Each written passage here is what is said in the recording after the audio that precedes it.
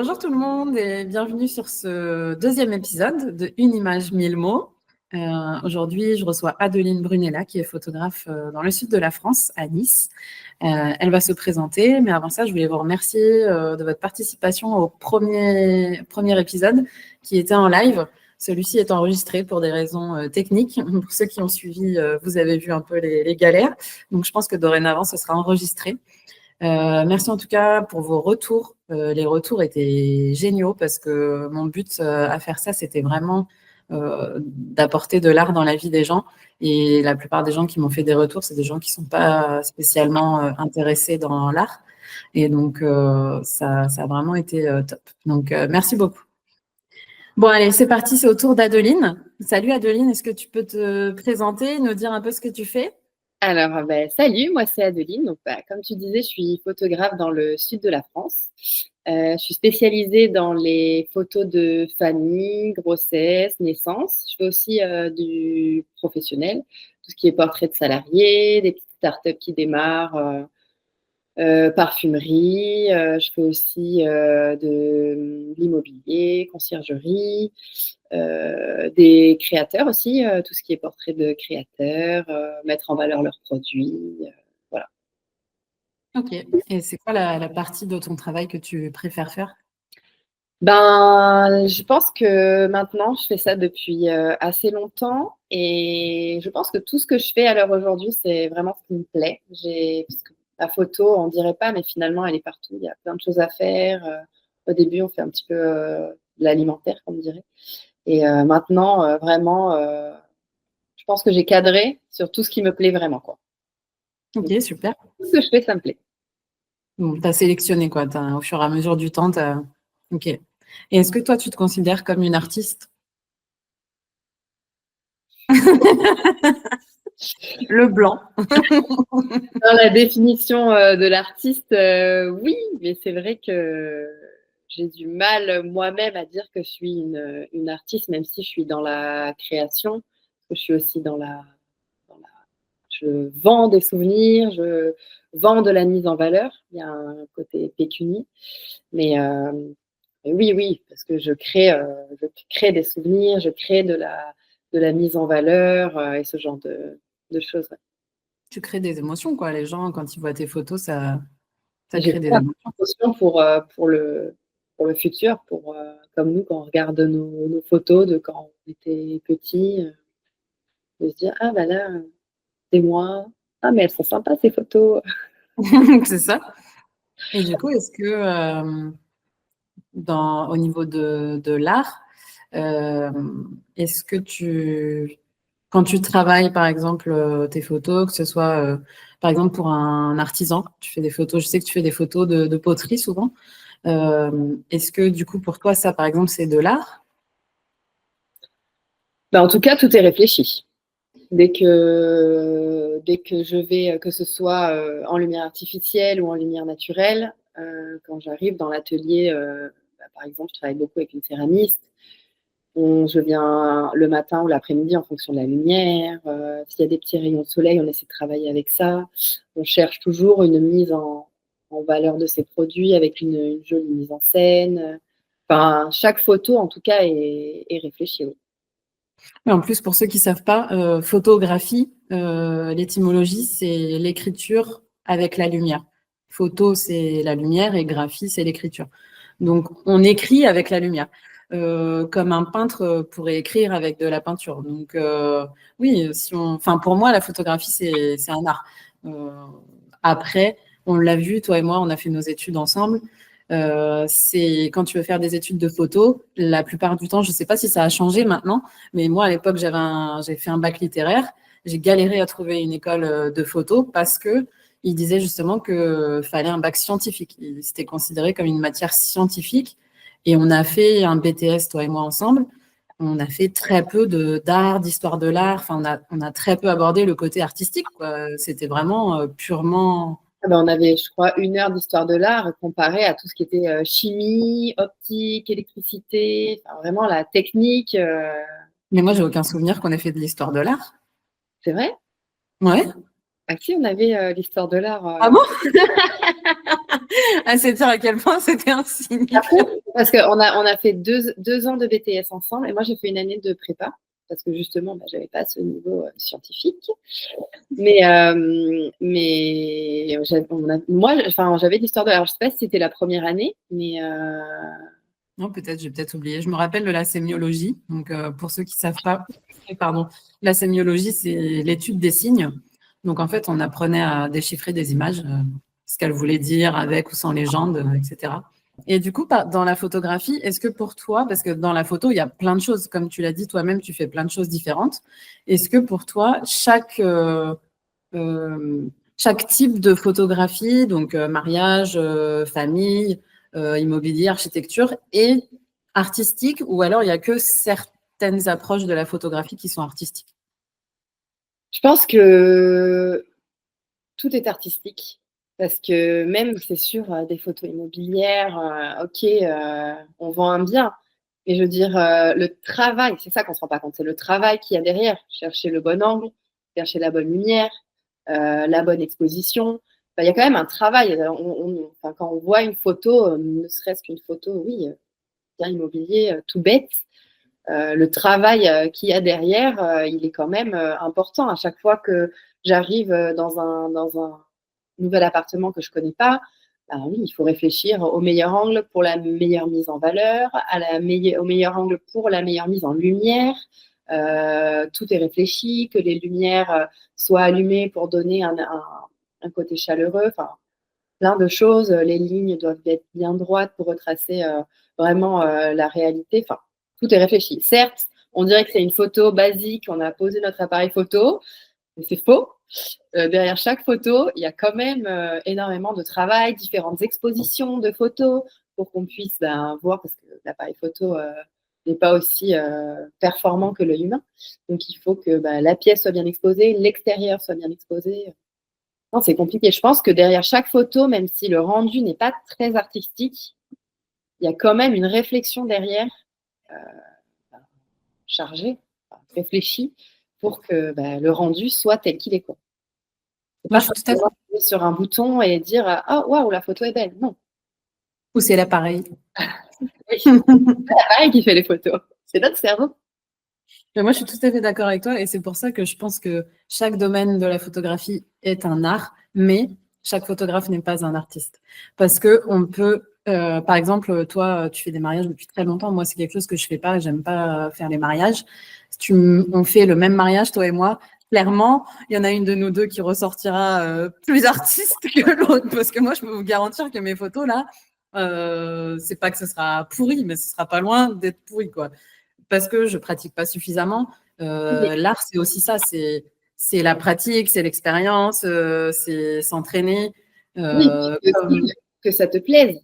Parce que Oui, toi, c'est ça. voilà, parce que si tu es pas à l'aise dans un domaine, tu peux pas.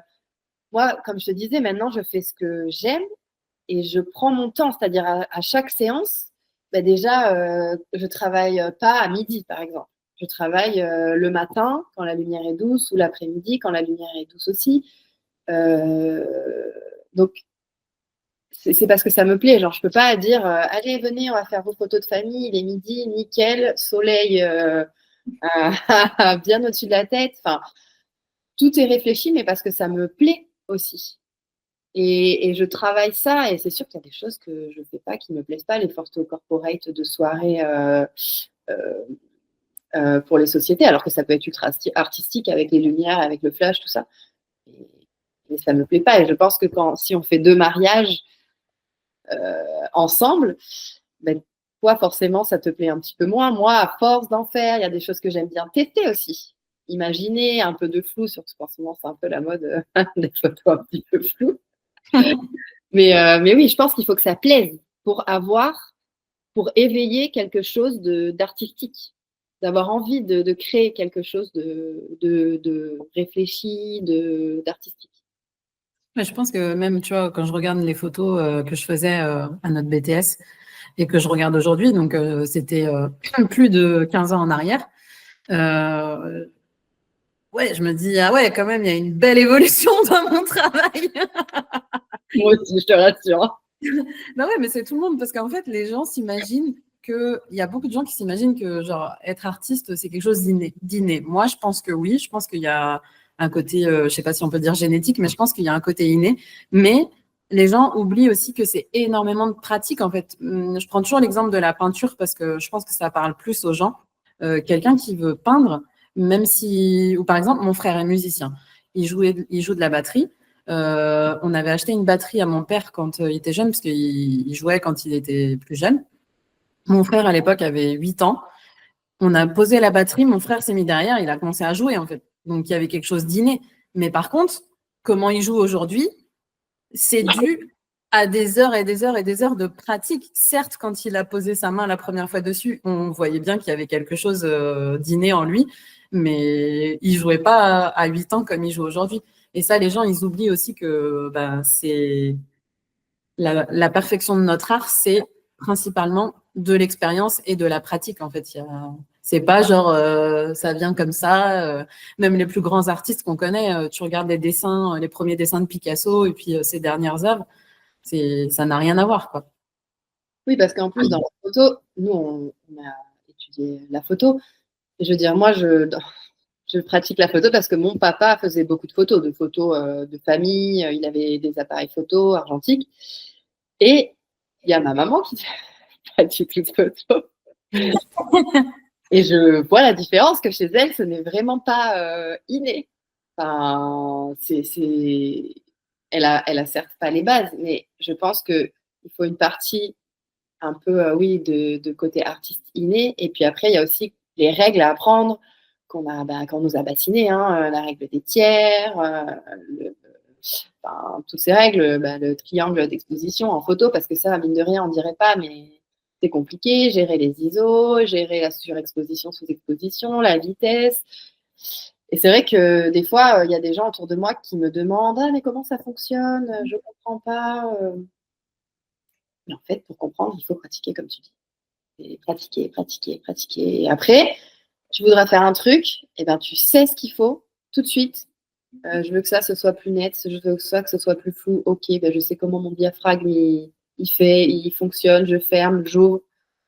Et c'est sûr que si déjà tu n'as pas les bases, mais désolée, parce que je pense en même temps de ce que tu dis, mais c'est vrai qu'en fait, même si tu as des bonnes bases, parce que je vois dans notre classe, il y en avait, elles étaient super intelligentes, elles captaient tout, toutes les règles, tout ça. Mais si déjà aussi, tu n'as pas l'œil plus les règles, même si tu connais les règles sans avoir l'œil, je pense que tu ne peux pas t'éclater en fait. Les photos traditionnelles. Et tu ne sors pas de ton cadre en fait. Tu as les règles, tu fais les photos dans les règles et tu n'arrives pas à faire des choses un peu plus intéressantes, je pense. Ouais, c'est ça. C'est le côté scolaire, quoi. Ouais. Donc, Du coup, tu parles. Oui, vas-y. je pense qu'il faut les deux. Il faut le côté artistique et le côté technique vraiment pour réussir à faire, à faire des choses qui te plaisent et qui plaisent aussi aux autres. Et du coup, tu parlais de ton père qui faisait de la photo, ce qui t'a donné envie. Et du coup, je pense, enfin, j'avais pas prévu qu'on s'étale autant sur, sur ça au début. On n'a pas encore présenté ton image et il me semble que l'image que tu as choisie, c'est aussi quelque chose qui t'a donné envie de faire de la photo. Oui, parce que du coup, mon papa, il nous a toujours pris en photo. Il avait ses petits appareils argentiques avec son petit réflexe, son petit objectif, il faisait ses petits réglages, ses petites expériences. Et c'est vrai que du coup, la photo, elle a fait partie un peu de nous. Il faisait développer, il développait pas, mais on a des tonnes et des tonnes de photos à l'heure actuelle. Et en fait, c'est vrai que du coup, je me suis intéressée un petit peu à l'image sans vraiment. Voilà, j'ai fait mon petit bac et tout ça. Et en fait, aujourd'hui, j'ai choisi le photographe qui m'a vraiment inspirée dans ce que je voulais, qui m'a guidée, dirigée vraiment dans ce que j'aime faire aujourd'hui, qui est Peter Lindbergh, qui est un photographe contemporain, même si il est décédé, il a fait quand même des choses assez contemporaines. Et voilà.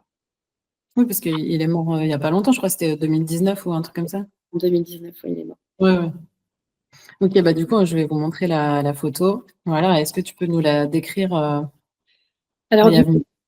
Ça fait partie d'une série qu'il a fait sur la plage de Deauville. Donc, c'est des portraits très, très simples. Et en fait, c'est ça qui me plaît beaucoup. Il a travaillé en fait pour des catalogues de mode.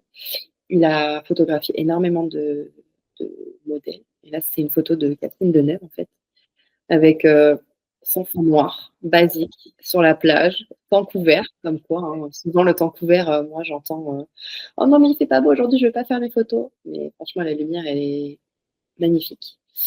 Simple, voilà. Enfin, et en fait, c'était difficile d'en choisir une seule parce que, en fait, ça représente. Il a fait énormément de cette série de Deauville. Et c'est vraiment cette série, moi, qui me marque.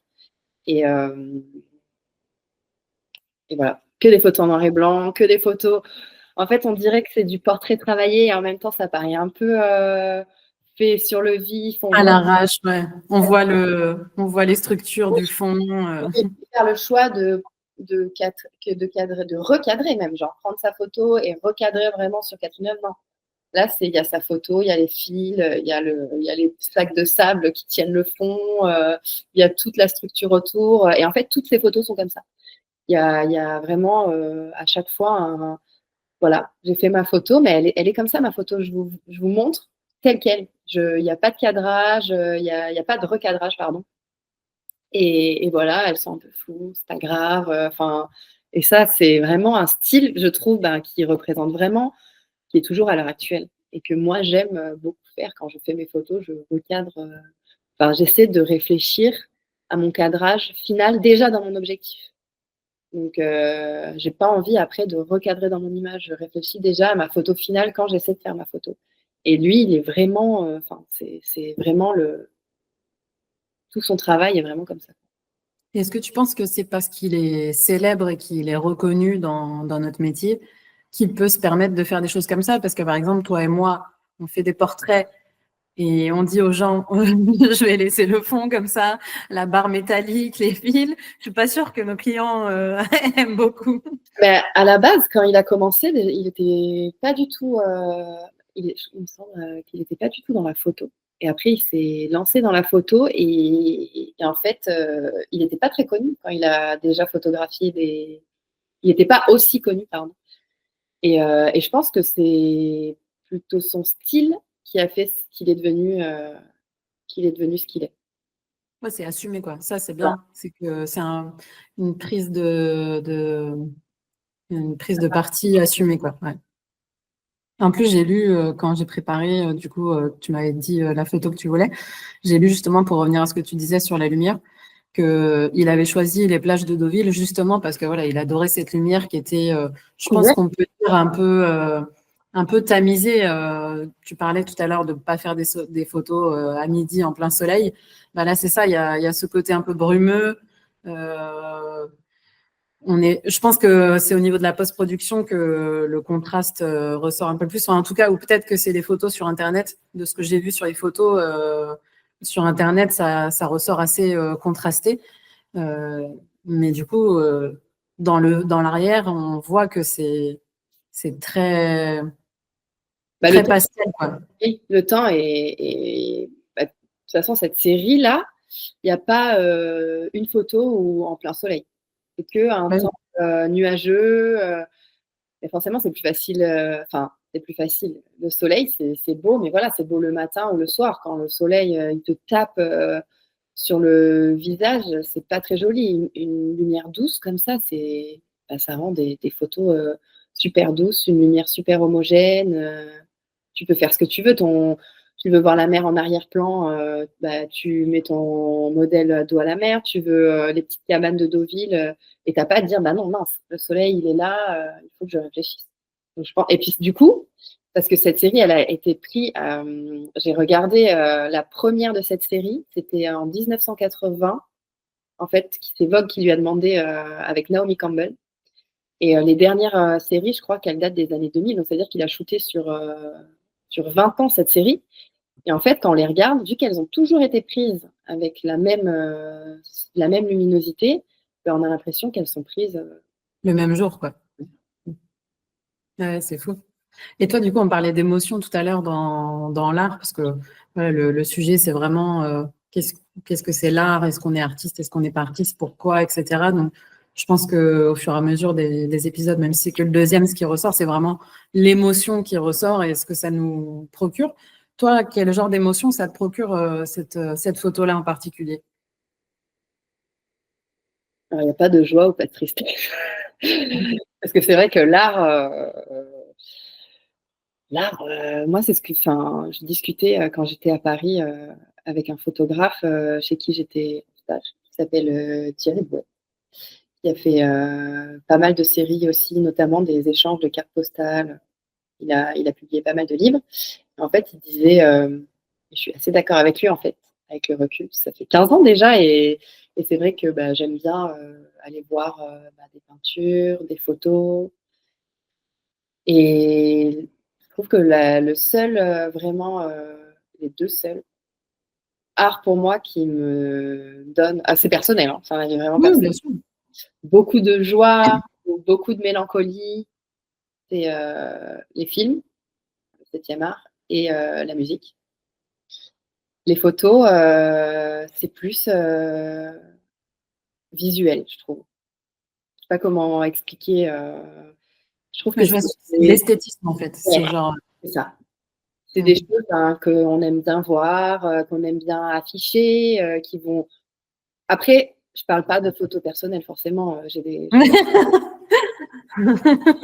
de nos enfants, de notre grossesse. Bien sûr, c'est de l'émotion et voilà, il y a beaucoup d'amour dans ces photos. Mais des photos, par exemple, voilà, c'est ouais, vraiment de l'esthétisme pour moi en tout cas. Moi, je sais pas si tu te rappelles de ça. Moi, ma phrase, c'était toujours la beauté sauvera le monde.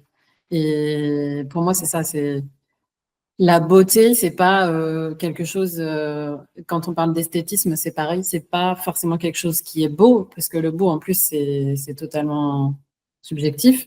Mais ça veut dire les émotions, ce que tu ressens, l'attendrissement. La sensibilité, etc. Tout ça, c'est des choses qui nous rendent plus humains, en fait, et qui, je pense, nous aident pas à mieux vivre, mais Être plus, vraiment à être plus quoi? être plus positif, attirer un petit peu, à se dire, ok, bon, aujourd'hui il a plu toute la journée, mais c'est pas grave. Enfin, parce que bien Il y sûr, a un au quotidien, arc-en-ciel, comment? il y a un arc-en-ciel, du coup, qui apparaît. Ben voilà, et puis c'est pas grave, les plantes, elles seront arrosées, demain il fait beau, puis la pluie, enfin voilà quoi. Et c'est vrai que je suis d'accord avec toi. Parce que je pense que quand on est enfant, on l'a ça, hein. Je vois, moi j'ai 2 enfants en bas âge, ils s'émerveillent, on est exposé ouest. Là en ce moment, il y a les nuages, il y a le coucher de soleil. Des fois les nuages ils sont roses, waouh, mais ils sont en admiration devant ça. Et en fait, j'essaie de vraiment les bah oui, c'est beau, mais regarde.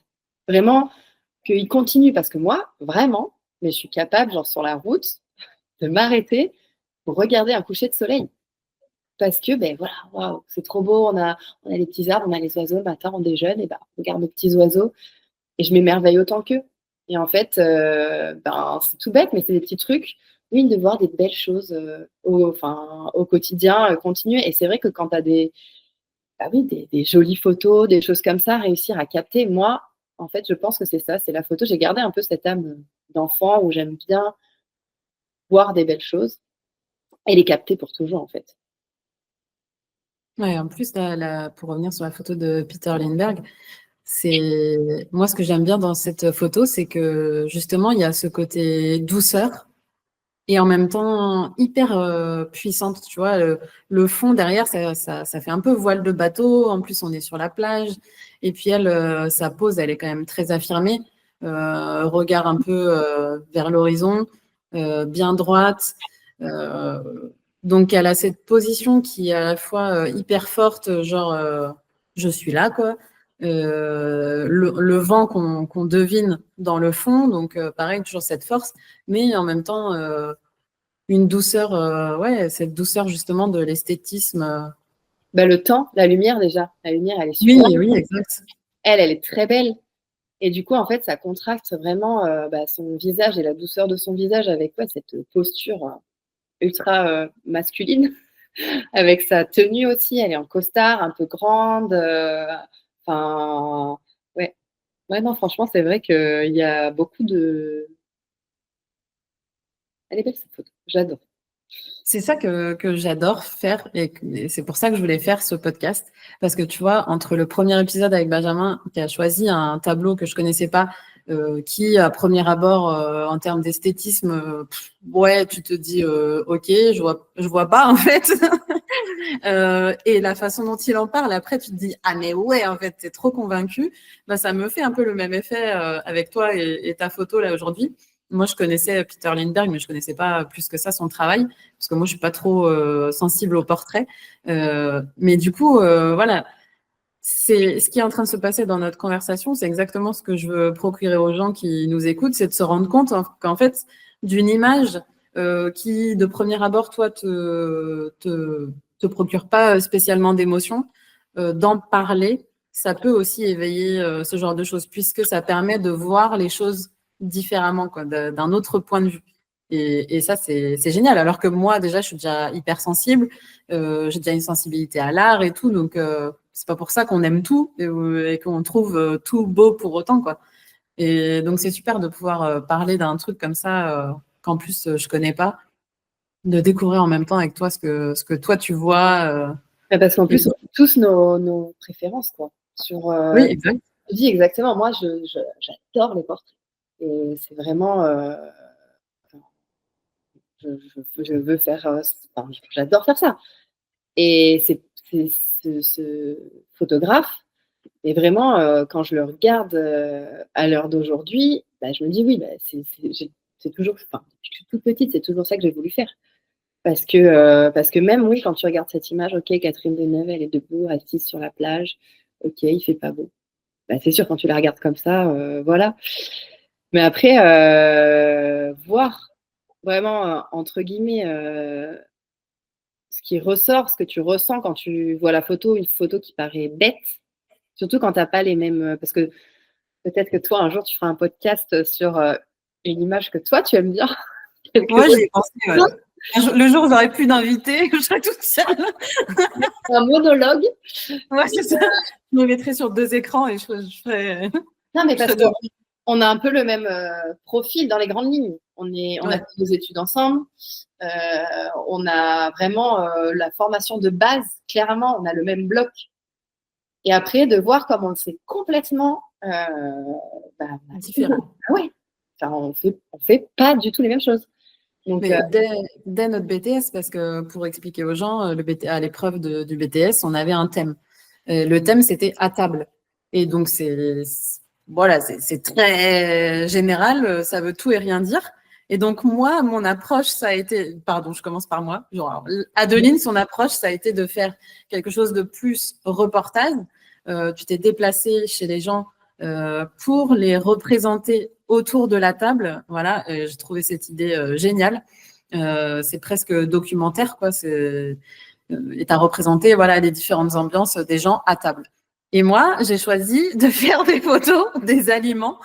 J'ai été dans un resto étoilé où j'ai fait des gros plans des plats. Après, j'ai fait des photos en studio d'aliments. Donc, par exemple, j'ai pris un artichaut et j'ai fait un gros plan d'artichaut. Donc, oui, du même thème, on est parti sur des choses, mais à l'opposé, quoi. On pouvait pas faire plus opposé que nos deux sujets, quoi. et c'est vrai que Et du coup, ouais, notre sensibilité est complètement différente. Mais pourtant, on arrive à retrouver la même chose quand on lit, entre guillemets, une image. ouais, c'est ça. Non, mais c'est la magie. Et heureusement qu'on fait pas les mêmes choses et même, c'est moi ce que j'adore aussi, et je t'ai déjà dit plusieurs fois, c'est j'adore voir l'évolution. Tes photos de portraits et tout, j'ai adoré ces dernières années voir ton évolution. Il y a eu un moment aussi, tu as commencé à te former, tu vois, et ça, je trouve que c'est une grande qualité aussi chez les artistes. d'accepter de se remettre en question, de se dire ok, bah là, j'ai envie de faire ça, mais j'ai besoin d'aide parce que pour l'instant, j'arrive pas à le faire toute seule. Ça, je trouve ça génial. Je suis admirative de ce côté-là dans ton travail. Après, Faudrait qu'il y ait plus de gens qui le fassent, je pense. c'est vrai que aussi s'inspirer, ça fait partie aussi. Parce que bon, je pense qu'on a tous au fond de nous l'identité qu'on cherche. Enfin, on le sait, mais s'affirmer, c'est difficile parce que comme il y a le côté artiste que l'on fait, parce qu'on a envie vraiment de mettre en valeur. Parce que je sais que par exemple, moi, je retouche mes photos. Donc, retoucher pas la peau, pas tout ça, mais ma lumière dans mes photos, mon contraste, mes tons qui sont très chauds, elles sont toutes retouchées, le grain que je mets, ben, je sais que c'est. Je vends aussi mon travail. Donc en fait, à la base, quand j'ai commencé, j'étais plutôt d'un bouton assez clair, ça plaisait beaucoup, j'ai commencé comme ça. Mais en fait, au bout d'un moment, je savais qu'au fond de moi, ça me correspondait pas et je commençais à suivre bah, parce que au final, je reviens à ton premier podcast où tu disais l'accès à l'art, mais franchement, aujourd'hui, avec les réseaux, rien que les réseaux, Peter Lindbergh, il est sur Instagram. C'est pas lui, mais il est sur Instagram et il poste. Donc, je veux dire, l'accès à tout l'art en général, il est quand même facile. Et du coup, je pense que s'inspirer et vraiment trouver, même quand on ne se sait pas trop, trouver, chercher l'inspiration, maintenant, c'est quand même facile. Et je pense que Ouais, aujourd'hui, ben, je me suis trouvée, mais parce que je me suis beaucoup inspirée aussi d'autres photographes que je suis. Pas forcément des grands photographes, des photographes, voilà, lambda. il y en a dans ma ville, j'adore leur travail. Et elles m'inspirent, ces filles. Et, et tout en bienveillance, et ben, voilà, je m'inspire de ce qu'elles font, je tâtonne, je cherche. Et aujourd'hui, ben voilà, de m'être beaucoup inspirée de ce que je vois, je suis aujourd'hui, vraiment, je trouve que mon travail est représentatif de vraiment qui je suis. Peut-être qu'on peut les mentionner, les filles Oui, dont tu fais le travail. Je vous ben, montrerai leur travail en même temps. il y a Gaëtana, qui est vraiment, on est très proches en fait, parce que nos enfants sont dans la même école, on s'est rencontrés comme ça. Et du coup, c'est comme ça que j'ai commencé un petit peu à rencontrer les autres. Il y a Mégane qui est à Grasse, et il y a Sarah aussi qui est à Nice. Il y a Taline qui est à Saint-Janet, Vence. Il y a Lola qui est à Cannes. Et, et voilà. Et après, il y en a beaucoup d'autres. C'est bien parce que du coup, ça c'est un autre débat qui pourra faire sujet d'un autre épisode, mais voilà, la concurrence entre collègues, et du coup, c'est génial de voir que vous prenez ça comme du partenariat, enfin en tout cas des coéquipiers plutôt que de la concurrence, quoi. Bah, après, je pense que ça fait aussi. Enfin, c'est un état d'esprit, c'est comme voir le bon dans chaque chose, le beau dans chaque chose, de se dire, ben voilà, moi là, ben, je sais pas, c'est tout bête, on se donne, on essaie de se filer du boulot parce que ben, déjà, nous, on est enfin, je suis dans le sud de la France, l'image est quand même assez importante dans cette région et il y a beaucoup de travail. Et il y en a pour tout le monde. Et ben, on s'entraide et voilà, moi, enfin, autant je vois un beau coucher de soleil, me dire, oh, c'est trop beau, autant, bah, oh, mais elle est trop sympa, bah, voilà, j'adore ce qu'elle fait, c'est très beau, son travail est très beau, je ne suis pas disponible, allez la voir elle et je sais que ce qu'elle vous fera, ce sera aussi bien que moi, ce que je peux. Et du coup, tu parlais tout à l'heure de... Ah ben j'ai oublié ce que je voulais dire. Ah oui, non, c'est ça que je voulais dire. Tu parlais de ton évolution de travail, etc. Est-ce que tu penses aussi être influencé par des tendances? Parce que par exemple, je trouve personnellement que dans la photo, dans tous les styles de photo, moi je fais beaucoup d'immobilier, même dans la photo immobilière, il y a des tendances. Pendant un temps, c'était de faire des photos de telle chose ou de tel angle ou machin. Et toi, dans les tons, etc., des photos retouchées, des portraits, il y a aussi, on le voit sur les réseaux sociaux avec toutes les photos qui tournent, qu'il y a des tendances de pose. Genre, on a tous connu la période où les mamans mettaient des cœurs sur leur ventre de femme enceinte. Je le fais encore, des fois. Ah ouais, c'est encore tendance. Quand il y a les petites mains des petits enfants, sinon on me demande. Moi, je fais après, voilà, autant j'ai des idées, je crée des choses, ça aussi c'est important. Mais autant, des fois, il y a des gens qui savent, qui veulent, mais qui ne savent pas le valoriser. Et moi, je suis là pour les aider à mettre en image ce qu'ils ont dans la tête. En fait. Ouais, ça, je pense qu'on pourrait faire une petite parenthèse du sujet du podcast pour parler de ça, étant toutes les deux photographes. J'aimerais en profiter pour passer un message aux gens dans n'importe quel domaine de la photographie. Quand vous faites appel à un photographe, moi, je dis toujours que c'est un travail d'équipe. Ouais. Il faut comprendre que nous, on est là avec notre savoir-faire, avec notre style. Pensez aussi que quand vous choisissez un photographe, vous choisissez pas que le prix, vous choisissez aussi un style. Vous pouvez pas demander à un photographe de bosser avec vous parce que vous avez vu un autre photographe qui fait quelque chose qui est l'opposé. Par exemple, toi, tu fais des tons chauds, du grain, etc. Et il y a quelqu'un qui a vu un photographe qui fait tout dans des tons froids et il te demande de le faire. Techniquement, oui, on peut le faire, mais en fait, du moment où c'est contre nature pour nous, c'est pas notre style, etc., vous serez forcément déçus parce que c'est pas notre univers. Donc nous, on est là pour apporter notre savoir-faire et notre style, mais le client, il faut aussi qu'il choisisse un professionnel, parce qu'on parle de la photo, mais c'est dans n'importe quel domaine, hein, et qu'il discute bien avec lui de ce qu'il attend, de ce qu'il veut. S'il a des influences, qui montrent les influences pour qu'on puisse travailler en équipe et qu'on puisse mélanger ses attentes et notre savoir-faire. Et que ce soit pas que des photos de nous, de ce qu'on aime, parce que les photos, au final, elles sont pas pour nous. Donc, oui, on va pas rendre un travail qu'on estime pas bon. Mais en attendant, si vous nous demandez de mettre un filtre bleu sur vos photos, bon, ben, on pourra le faire.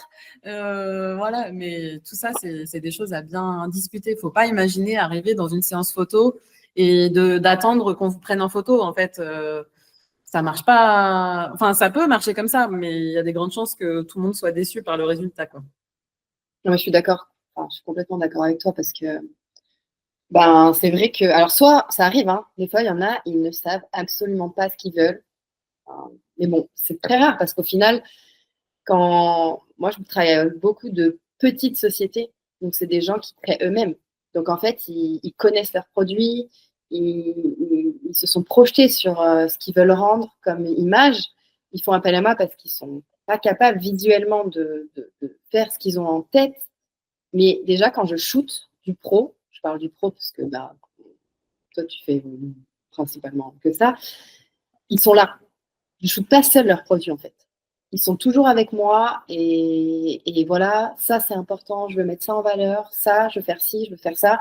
Et moi, avec ma technique, comme tu dis, voilà, je suis là pour visuellement faire ce que tu me demandes. Si tu sais pas ce que tu veux, tu me dis ton produit, mon produit, ça c'est important, ça c'est important, ça c'est important. Et j'essaie de mettre en valeur ce qui est important.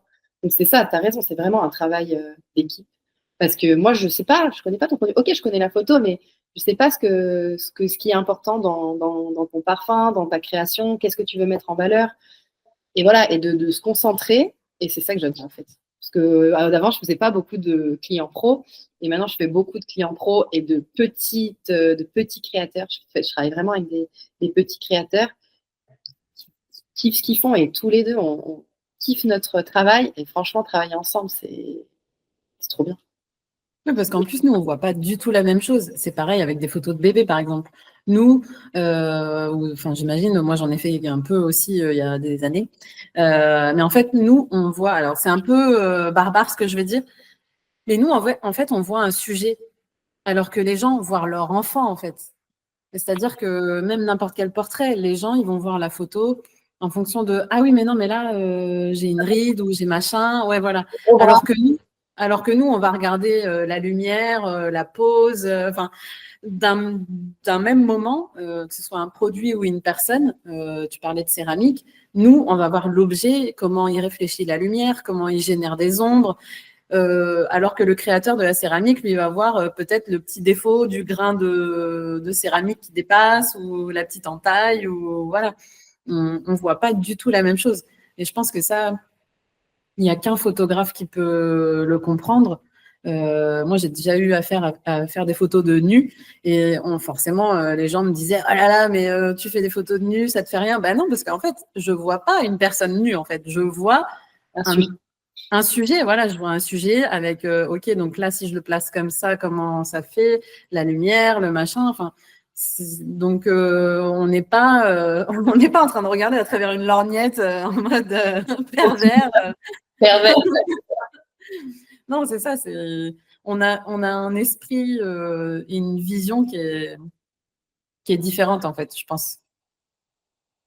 Ouais, oui, je pense. Mais même surtout sur le quotidien, comme tu disais, moi, je sais que dans ma tête, chaque chose que je regarde, j'ai un cadre. Je sais pas toi, mais moi, Oui, bah oui. ma vie est un cadre.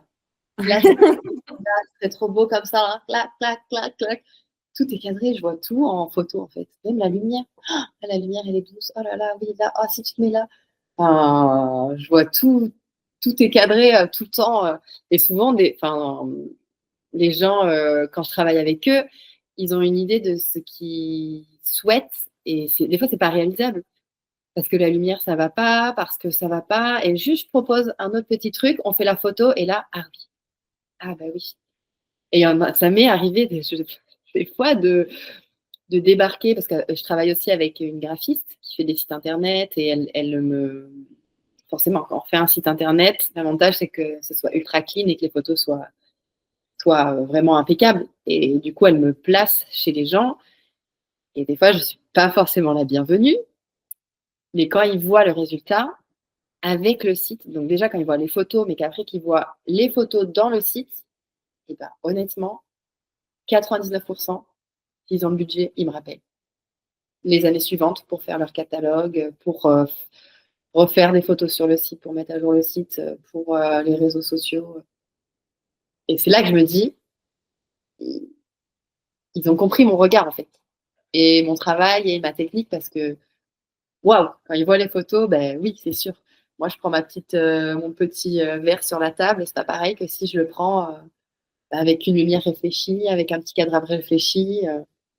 Et c'est sûr. Et on est tous comme ça. Et même inconsciemment, les gens qui regardent, quand vous allez acheter, je sais pas moi, vous regardez un site de créateur, s'il y a des photos professionnelles et s'il y a des photos faites vite fait à l'arrache, on voit un bout de canapé, un bout de machin, inconsciemment, mais inconsciemment, les photos faites par le photographe, on se dira, lui, pourtant, s'il faut, c'est la même personne qui a fait le même verre qui est vendu sur 2 sites différents. Lui, à mon avis, lui, c'est un pro. Alors que c'est la même personne. Bah, les marques de luxe, c'est ça, hein. Le produit n'est pas forcément plus luxueux en soi, mais c'est comment tu le présentes, quoi. Voilà. Ouais.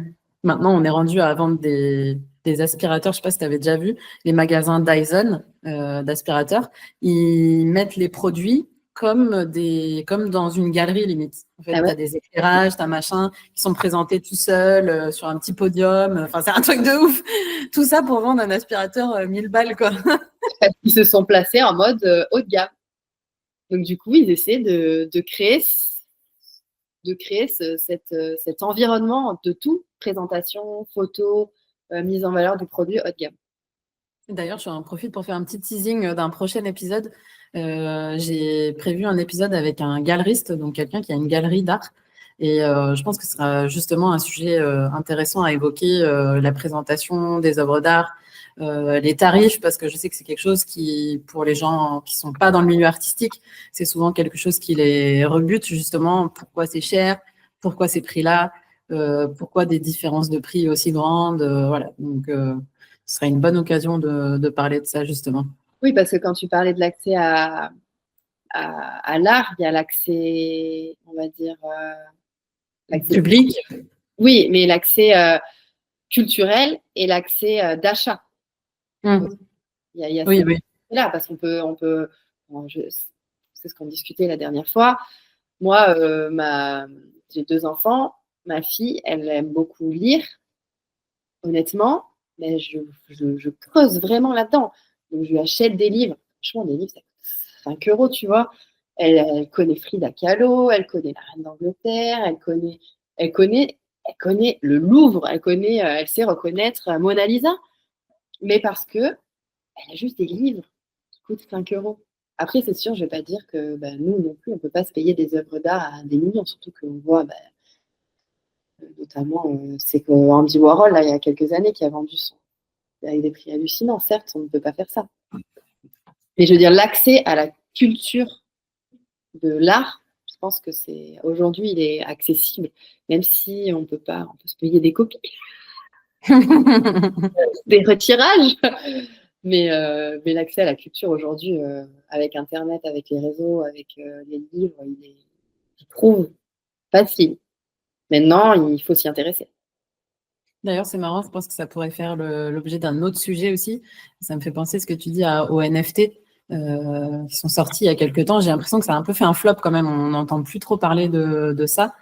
Et pour moi, la raison pour laquelle c'est un flop, c'est que comme c'est numérique, de la même façon qu'on fait des photos avec nos téléphones et ça reste dans notre téléphone ou on les met sur l'ordinateur et ça reste comme ça, moi j'imprime des livres de toutes mes photos quand on fait des voyages, des choses comme ça, j'imprime des livres. Parce que je sais justement que si c'est dans l'ordinateur, en fait, je vais pas retourner les voir. Donc si tu achètes une œuvre d'art numérique qui reste dans ton ordinateur, à part te la mettre en fond d'écran, tu la vois jamais en fait. Alors que quand on a, bon j'en profite, je fais un peu de pub, quand on a des tableaux, donc ça c'est une photo que moi j'ai prise, ça c'est une peinture que ma maman a fait, je la vois tous les jours.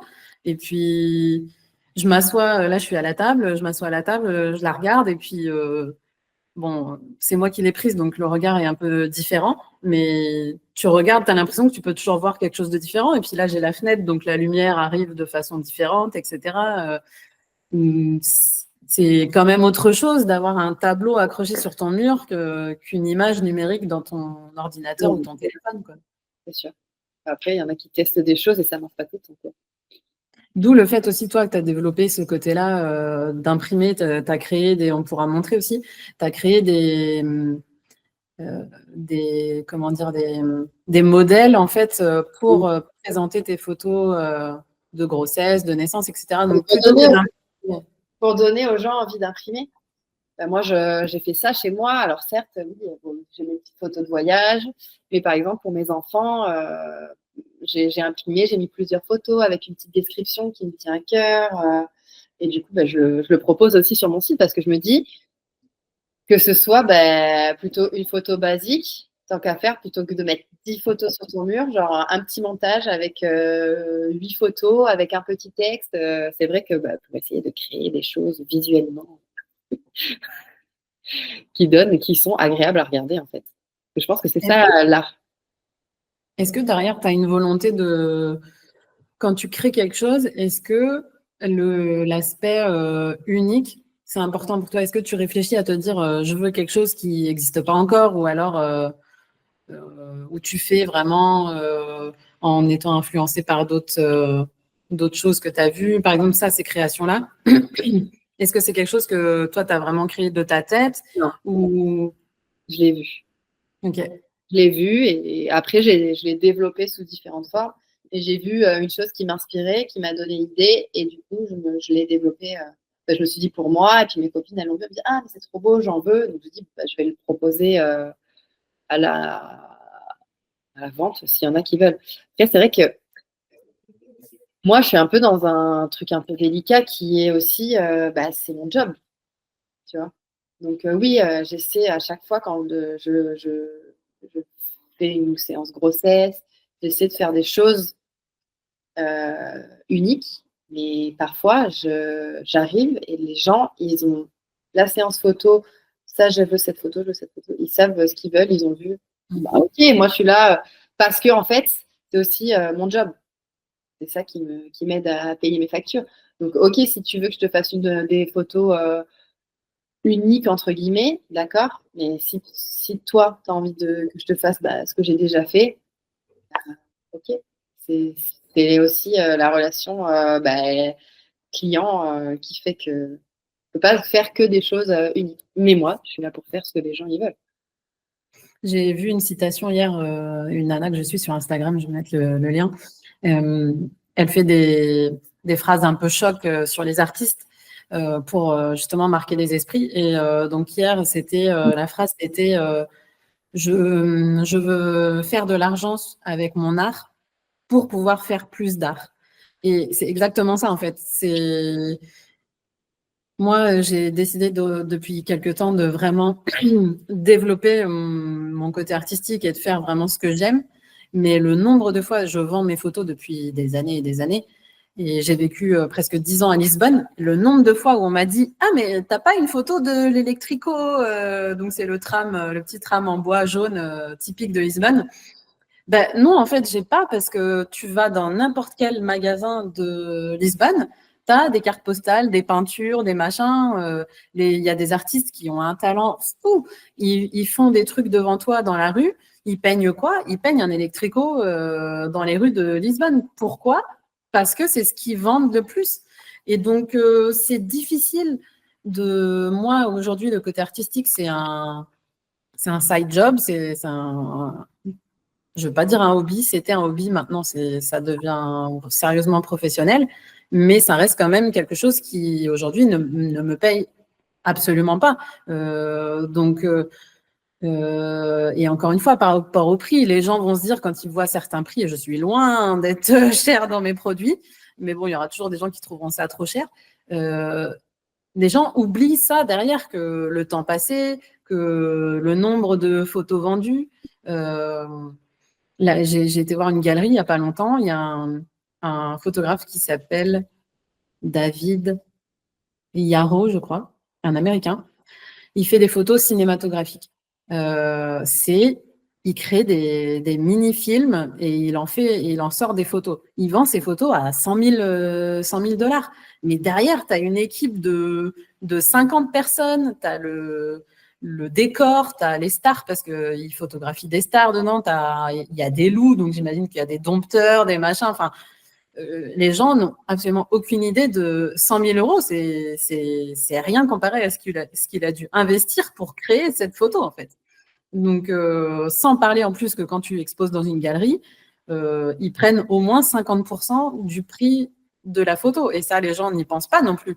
Quand tu vends une photo dans une galerie, tu ne prends pas les 100% du prix de vente, quoi. Il faut bien que la galerie, elle travaille aussi.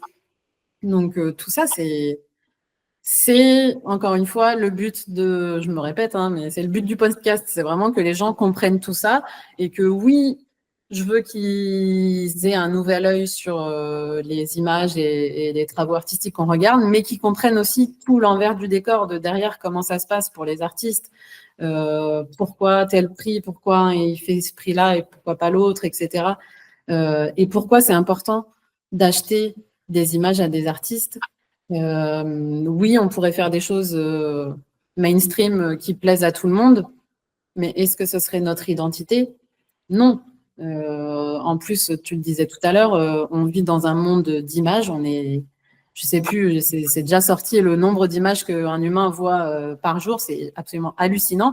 Donc, il faut pouvoir sortir du lot, il faut que ça plaise. Il y a toujours des gens à qui ça plaira pas de toute façon. Enfin, c'est énormément de critères différents, quoi. Je pense qu'il faut aussi se plaire à soi-même, faire ce qu'on aime Oui. faire. Donc, c'est vrai que puis après, il y a la valeur, entre guillemets, de la personne, de la loi de l'offre et la demande. Mais par exemple, un artiste, je sais pas, les plus connus, ils valent cher. Pourquoi? Parce qu'il y a énormément de monde qui aimerait s'offrir ce tableau. Mais il n'y en a qu'un. Donc, c'est comme des gens. Pourquoi il y a des gens qui vont acheter leur sac bas de gamme et il y en a d'autres qui achètent des sacs de grande marque? Pourtant, tu mets ton téléphone, tu mets tes clés dedans. C'est exactement la même chose, en fait. Voilà, il faut que...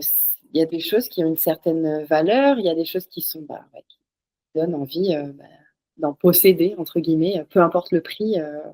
Peu importe le prix, en fait. Et c'est marrant que tu parles de mode, parce que du coup, en même temps que tu disais ça, je me disais oui, mais bon, les gens qui achètent un sac, c'est pas pour l'objet, c'est pour se la péter en gros.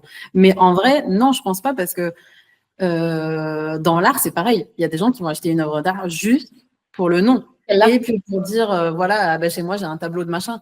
Donc, je pense que dans les acheteurs d'art, il y aura de tout. Il y aura celui qui le fait pour se montrer et celui qui le fait parce qu'il est vraiment touché par ça, quoi. Bon, bah écoute, je pense qu'on a fait un bon tour de, de tout ça. D'autres podcasts, à mon avis. Finalement, on va faire un podcast d'une journée. On va faire la pause d'âge avec vous. Mais il y a tellement de choses à dire et puis il y a tellement de profils différents. On a tous notre sensibilité en tant qu'être humain. C'est bizarre. Comme je te dis, moi, je fais de la photo, mais vraiment, j'ai jamais pleuré devant une photo ou devant une peinture, même si je trouve ça magnifique. Mais oui, par contre, une chanson qui me rappelle des souvenirs, pas beaucoup. Ça m'arrive d'être émue. Ou un film, tu vois. Et pourtant, je fais de la photo. Donc, en fait, on est tous différents. Et je fais de la photo de portrait. Toi, tu vois, tu es plus sensible à l'architecture et à tout ça. Et c'est pour ça que je pense que c'est un débat ultra ouvert que tu lances là, parce que il y a autant de discussions possibles qu'il y a de personnes, en fait, différentes. Donc, écoute, j'espère que ça va marcher. C'est ultra intéressant. Et c'est cool d'avoir plein de profils différents. Voilà, bah ouais, pour faire un petit teasing, le prochain, ça sera un architecte, justement. Un architecte d'intérieur, architecte. Oui, un architecte d'intérieur. De ce que j'ai vu, en tout cas, de son travail, il nous dira s'il développera dans la promotion de bâtiments. Mais ouais, j'ai donc le galeriste dont je parlais tout à l'heure. J'ai un graffeur aussi, avec qui on va faire un épisode. J'ai un musicien. J'ai une peintre. J'ai en négociation avec une coach qui fait aussi de l'art. Je suis en train de négocier avec elle pour faire un épisode. Voilà, donc c'est génial de voir tous ces aspects différents, quoi. À chaque fois, ce sera unique, de toute façon. Ah bah oui. Et puis le débat, entre guillemets, il fait que sourire au fur et à mesure. Ah bah c'est sûr. Il n'est pas prêt de le faire avec moi. Selon toi, comment est-ce que je vais finir avec cette question-là? Comment est-ce qu'on pourrait apporter encore plus d'art dans la vie des gens? Alors moi, je pense, maintenant que j'ai des enfants, que la culture et l'approche, parce que moi, je ne vais pas dire que je suis une grande spécialiste de l'art, c'est complètement faux. Je vais voir voilà, des choses qui m'intéressent. J'avoue que je ne suis pas quelqu'un qui va aller m'intéresser m'ouvrir à des choses qui ne m'intéressent pas forcément. Mais j'ai deux petites personnes avec moi qui s'intéressent, qui découvrent le monde et qui s'intéressent à plein de choses complètement différentes. Et je pense vraiment, maintenant que j'ai des enfants, qu'inculquer ces valeurs-là, de s'intéresser aux choses, qu'on ne connaît pas, c'est ça. Je pense qu'il peut vraiment apporter chaque jour, parce que ça va semer une petite graine chez eux. Il va continuer de semer une petite graine autour d'eux. Enfin, voilà, moi je suis trop fière quand ma fille de 4 ans, elle reconnaît Mona Lisa. On a été à Paris, elle a vu les pyramides, elle a dit: ah mais maman, c'est là le Louvre.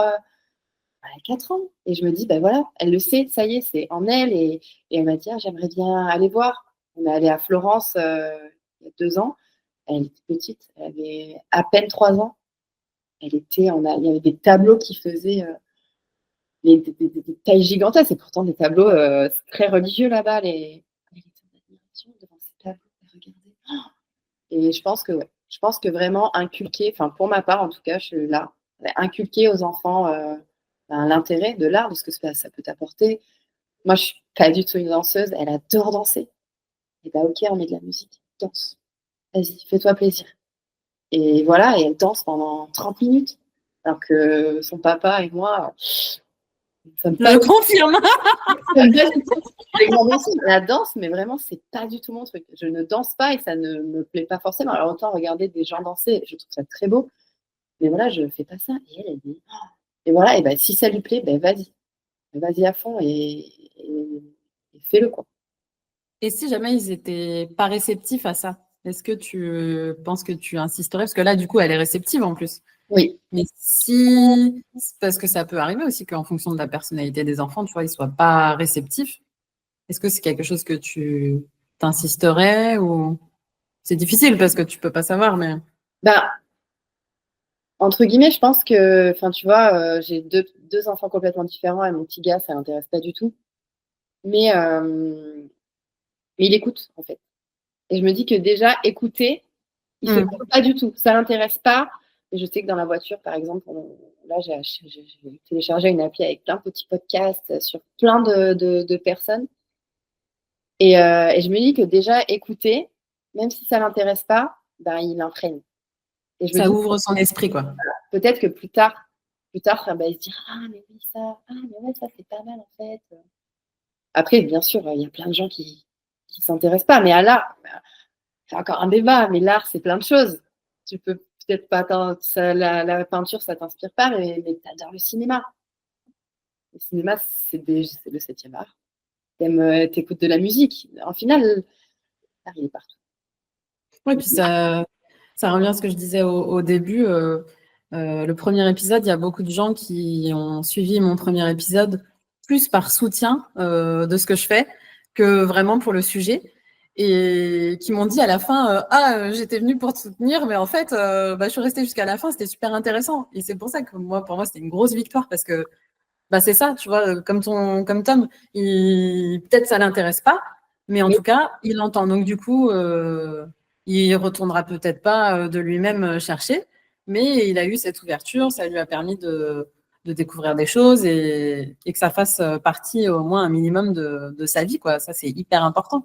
oui, et puis après, peut-être que ben, la photo qu'on a vue ou le tableau que tu as vu et tout ce que tu vas faire, peut-être que dans leur quotidien, d'un coup, ils vont le croiser, ils vont se dire, ah, mais ouais, ou tiens, il y a une expo de Peter Lindbergh, ah, ben, je l'ai vu dans le podcast, ah, ben, je vais aller voir. Et c'est toujours ça de prix, quoi. D'ailleurs, j'en profite pour les musées, pour ceux qui voudraient apporter un peu plus d'art dans leur vie, mais qui n'osent pas, ou par exemple qui n'ont pas les personnes avec elles, puisque c'est jamais agréable aussi de faire des choses seules. Il y a des gens qui ont du mal à faire des choses seuls. Donc toi, tu as envie de découvrir plus d'art, mais tu n'as personne dans ton entourage qui veut aller au musée avec toi, ou qui veut faire ci, ou qui veut faire ça. Les musées, maintenant, surtout depuis le Covid, il y en a beaucoup qui font des visites virtuelles donc, par exemple, tu peux visiter les pyramides d'Égypte depuis ton salon, quoi. Moi, j'ai visité le musée de Dali en Espagne. La visite virtuelle, elle est au top. C'est le meilleur que j'ai vu. C'est le meilleur site que j'ai vu jusque-là. C'est super bien fait. Après, on est d'accord. Par exemple, on parle d'émotion. En termes d'émotion, ce sera jamais pareil. C'est comme regarder un match de foot à la télé ou d'être dans le stade. Il y a quelque chose qui passe pas à travers les écrans comparé à en vrai, quoi. Mais voilà, ça peut être un début si vous souhaitez aller voir le musée du Louvre, n'importe quel musée en France ou dans n'importe quel pays, parce que souvent on pense pas non plus à aller voir dans d'autres pays. Euh, Allez voir sur Internet. Je pourrais mettre les liens dans la description.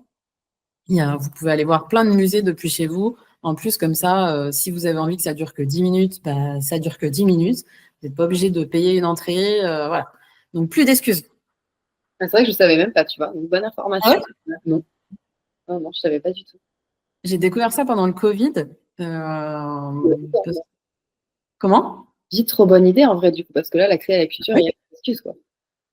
Ça aussi, c'est un autre truc. Le Covid, pour les artistes, ça a permis soit de sombrer, soit de se réinventer, quoi. Et les musées, c'est ce qu'ils ont fait. Ils ont dit, OK, on peut recevoir personne. Comment on se réinvente? Et voilà, merci à la technologie, ça a au moins permis ça, quoi. Donc, ouais. Après, il y en a qui sont pas très bien faits, quoi. C'est pas hyper. Il y en a, tu as l'impression d'être sur Google Street View, tu vois. C'est pas hyper agréable parce que du coup, au-delà des œuvres qui sont présentées, si tu es là en train de galérer sur le site ou voilà, Ça va pas y bon, rester. ouais, c'est ça, ça donne pas très envie, quoi. Donc, non, mais en tout cas, allez-y, quoi. Les pyramides, par exemple, même si je vais en Égypte, il y a très peu de chances que j'aille dans les pyramides parce que je suis claustro.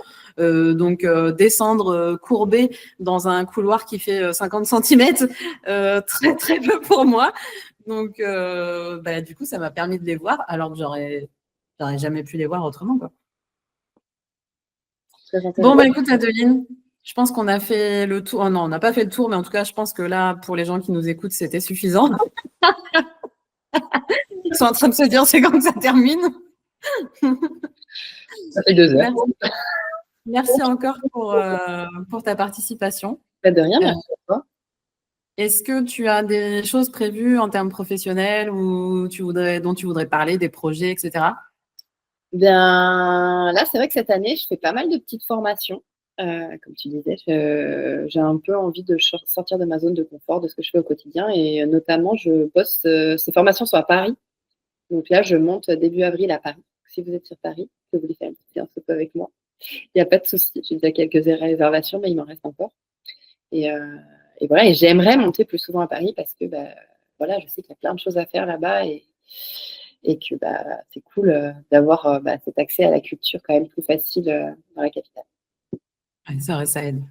Et si quelqu'un parce que là, les gens qui nous écoutent sont partout en France et même à l'étranger, et où est-ce que tu vas? Tu vas partout où on te demande ou non, Oui, tu mais te mets des zones? plutôt pour les gros événements. Donc, par exemple, pour les mariages, je me déplace partout en France. Après, dans les petites séances, je reste là. Mais je fais pas mal de vacances en famille. Là, on part en Italie cet été. Donc, si vous êtes en Italie, en Toscane, il n'y a pas de problème. Pour une petite séance photo aussi, moi, je me régale. C'est des paysages que je connais pas. Donc, c'est vrai que j'aime bien changer un petit peu. D'ailleurs, quand je vais en vacances, j'essaie toujours de trouver un petit photographe pour faire mes petites photos de famille en vacances. Donc, voilà, C'est une autre façon d'avoir des souvenirs, c'est une bonne idée. c'est ça. C'est toujours les cordonniers les plus mal chaussés, comme on dit. Ah oui, ça c'est sûr. Bon, top. Écoute, de toute façon, je mettrai le lien de ton Instagram en description de la vidéo pour ceux qui voudraient te contacter, qui n'hésitent pas. Et puis encore merci. Merci Merci. à tous ceux qui nous ont écoutés.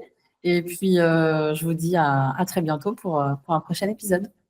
Salut! Ciao, ciao!